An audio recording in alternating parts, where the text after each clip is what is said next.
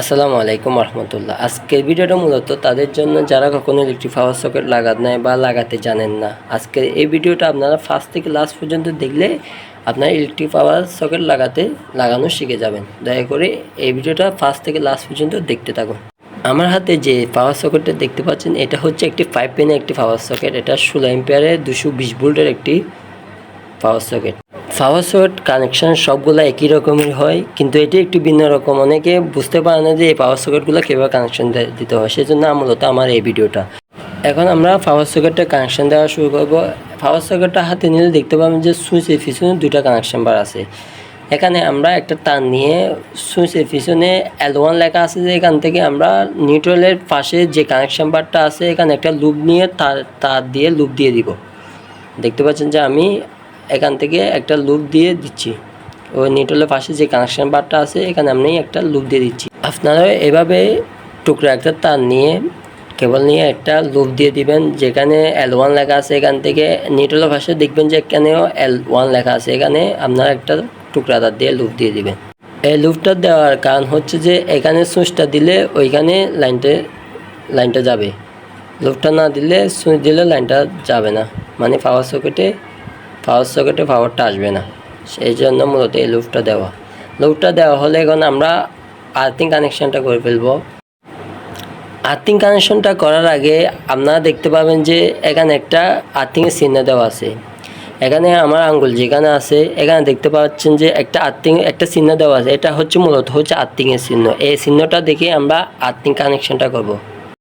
অনেকের হয়তো আর্থিং কেবলটা পাওয়ার সকেট যেখানে হবে এখানে টানা হয় না, প্রয়োজন নাই বিধায় টানে না।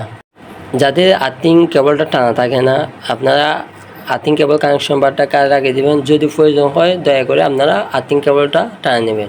এখন আমরা নিউট্রাল কানেকশনটা করে ফেলব। আমার হাতের আঙ্গুল যেখানে আছে এখানে দেখতে পাচ্ছি এখানে একটা N লেখা আছে। এটা মূলত হচ্ছে নিউট্রাল কানেকশন বার। এখানে আমরা নিউট্রাল কানেকশনটা করে ফেলব।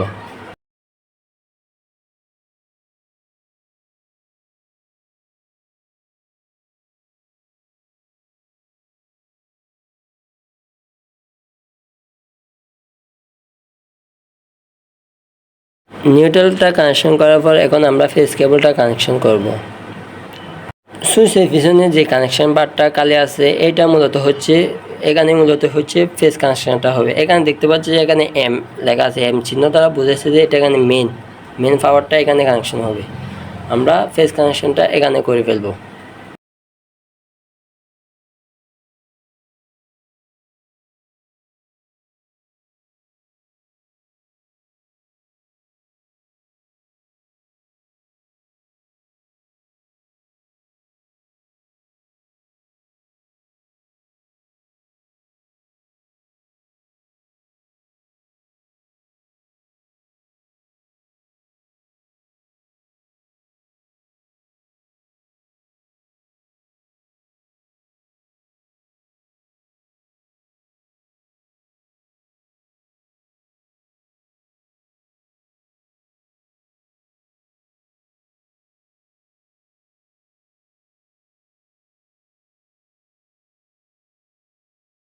এখন আমাদের পাওয়ার সকেটটা কানেকশন দেওয়া শেষ।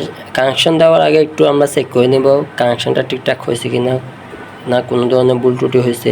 এটা আগে পাওয়ার সকেট কানেকশন দেওয়ার আগে চেক করে নেব। চেক করার পর আমরা আমাদের পাওয়ার সকেটের স্ক্রুগুলো মেরে দিব।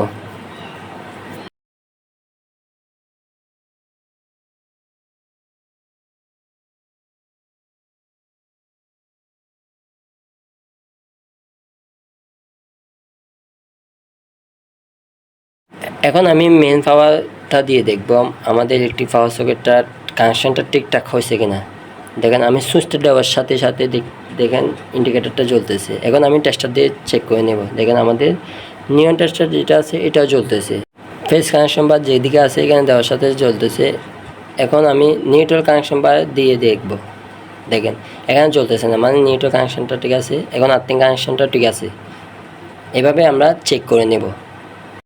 আমরা সহজে এভাবে ইলেকট্রিক পাওয়ার সকেট কানেকশন দিতে পারি।